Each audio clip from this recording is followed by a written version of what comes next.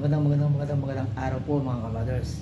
At magandang araw din po sa lahat po ng mga teachers, students ng SRES at lalo na po sa ating mabait na principal na si Williamson Calnas mga kabrothers.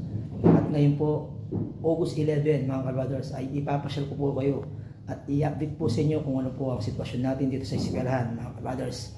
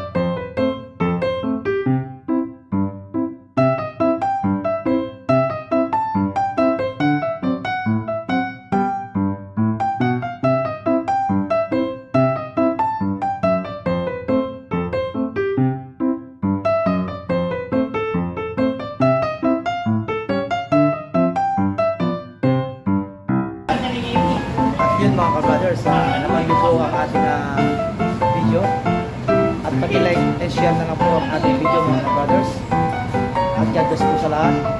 Say